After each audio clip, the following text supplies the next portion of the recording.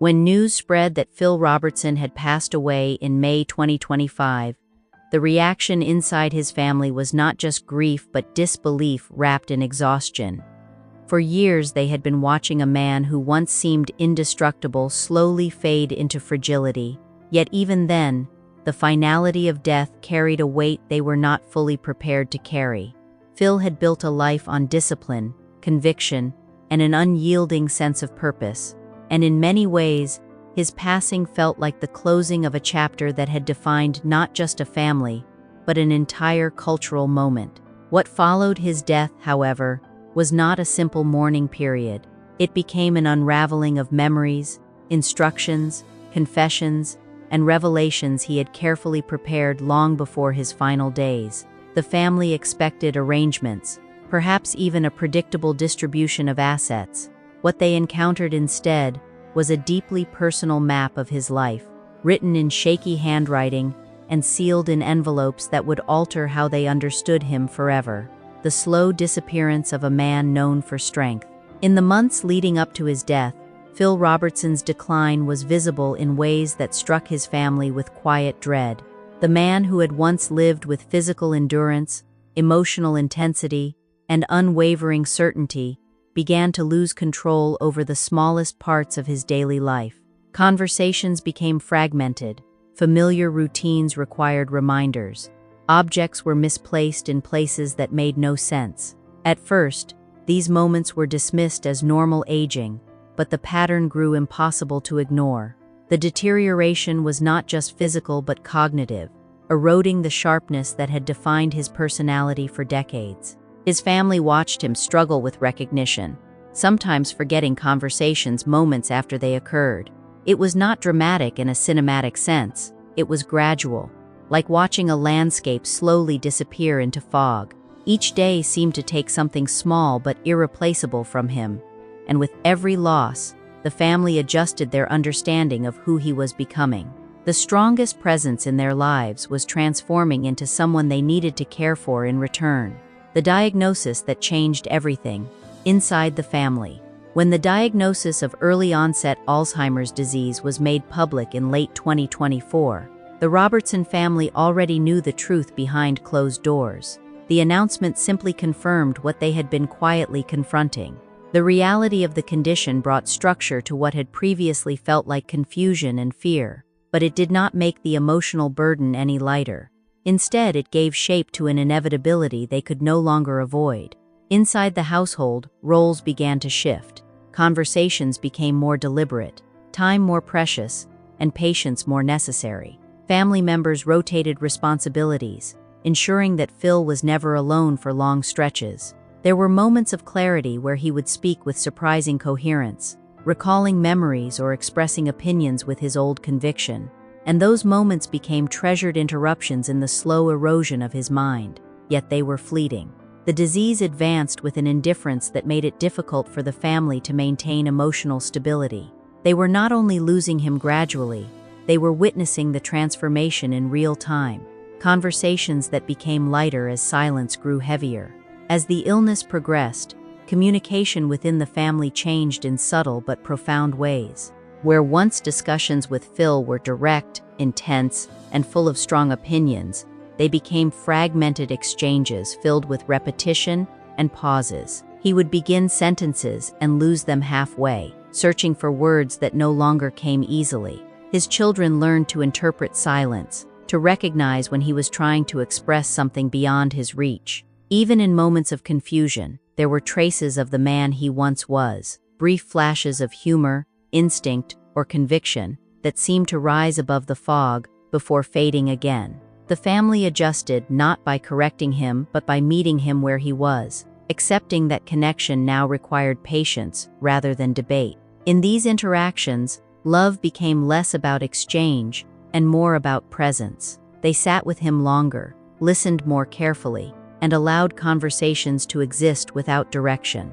What had once been a household defined by strong voices slowly became a space defined by quiet understanding, the final recordings that carried his last clarity. In the final months of his life, Phil Robertson continued participating in podcast recordings despite his declining condition. Remarkably, listeners often noted that his voice still carried a sense of clarity that seemed at odds with the severity of his diagnosis. Whether through instinct, memory, or deeply ingrained habit, he spoke with the same confidence that had defined him for decades. These recordings became unexpected artifacts, capturing a version of him that appeared untouched by the progression of his illness. For his family, listening to those episodes later was both comforting and unsettling. They could hear the consistency in his beliefs, the steadiness of his tone, and the familiarity of his worldview. Yet they also knew the effort it required for him to maintain that presence.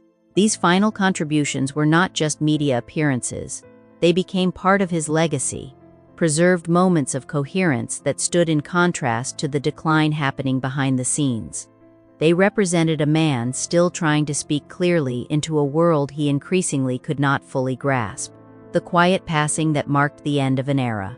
Phil Robertson passed away in the early hours of May 25, 2025, surrounded by family members who had become both witnesses and caretakers in his final journey. His death was not marked by dramatic gestures or public spectacle, but by a stillness that settled over the home he had built over decades. For his children, the moment was not just the loss of a father, but the conclusion of a long process of emotional preparation that had begun long before that day.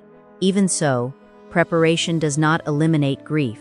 Messages shared publicly by his family reflected both sorrow and gratitude, acknowledging the complexity of losing someone who had shaped their lives so completely. In private, the atmosphere was heavier, filled with memories that resurfaced in fragments, conversations, lessons, arguments, and moments of unexpected tenderness. The man they mourned was not defined by his final days alone, but those days had inevitably reshaped how they would remember him.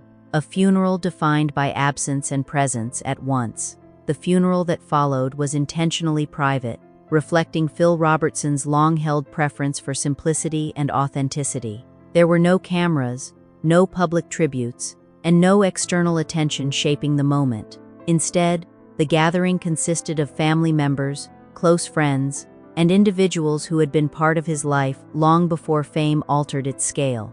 The atmosphere was not structured around ceremony but around reflection. Stories were shared quietly, prayers were spoken with measured emotion, and long pauses filled the spaces between words. The absence of spectacle made the experience more personal, forcing everyone present to engage with the reality of loss without distraction. Yet even in mourning, there was a sense of continuity.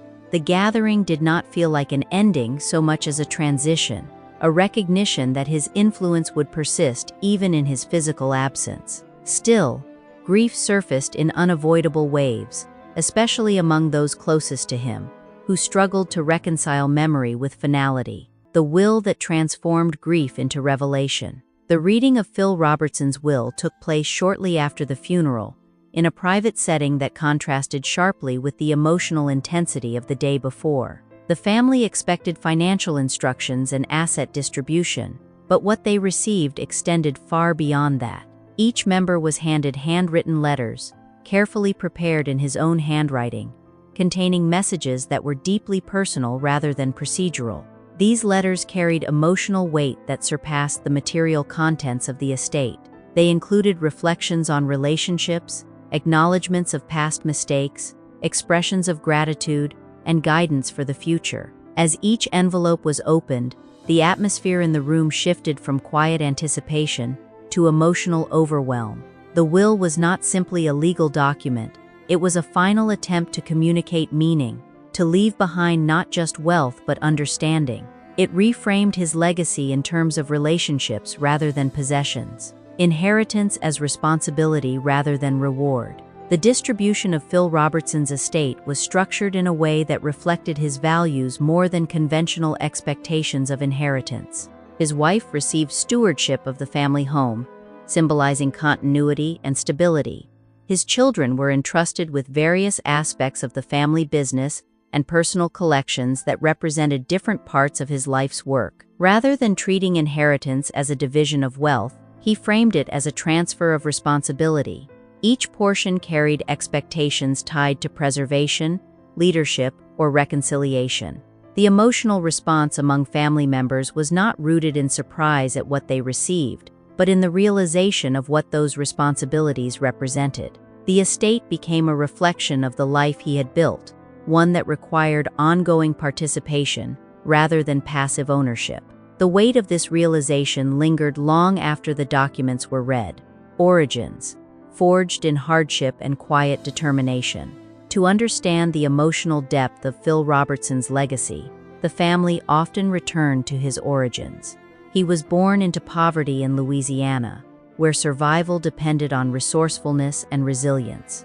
Hunting was not recreation but necessity, shaping his early understanding of independence. These formative years instilled in him a belief system grounded in self-reliance, faith, and perseverance. Education and opportunity existed in limited forms, and much of his worldview was shaped by experience rather than formal instruction.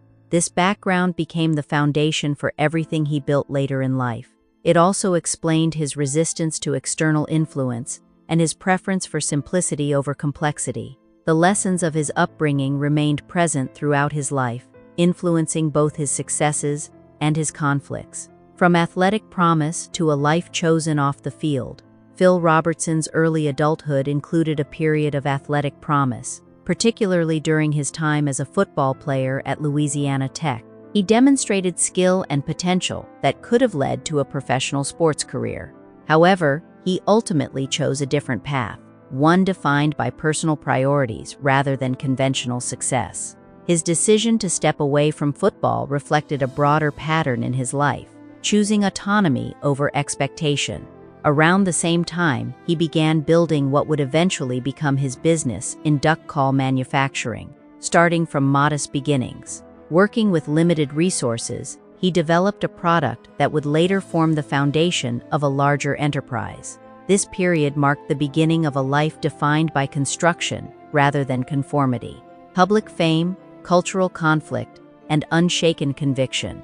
The rise of Duck Dynasty brought Phil Robertson into national visibility, transforming him into a cultural figure with both admiration and controversy surrounding him. The show presented a version of his family life that resonated with millions of viewers, emphasizing tradition, faith, and rural identity. However, increased visibility also brought scrutiny. Public statements he made sparked significant debate, placing him at the center of cultural conversations that extended beyond entertainment. Throughout these controversies, he remained consistent in his beliefs, refusing to adjust his positions in response to external pressure. This steadfastness divided opinion, but reinforced his identity as someone unwilling to compromise core convictions. Fame amplified both his influence and the challenges surrounding it. Faith, struggle, and the final shape of a life remembered. Behind the public image and cultural debates, Phil Robertson's life contained periods of personal struggle that shaped his later transformation. His conversion to faith marked a turning point that redefined his relationships, priorities, and purpose. The years that followed were characterized by attempts at rebuilding, not only his career but also his role within his family. This transformation became central to how he understood himself and how others came to interpret his legacy. In his final days, as illness progressed, that sense of faith remained a stabilizing force both for him and for those around him. It provided continuity in a time of fragmentation, allowing his family to frame his decline not only as